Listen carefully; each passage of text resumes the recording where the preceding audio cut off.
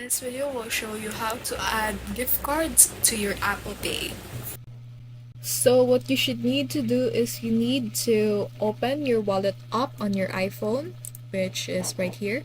So after you're directed to this page right here, which the home is, you need to press the plus button, which is right here, this one right here. Then add a new card. Choose a debit or credit card.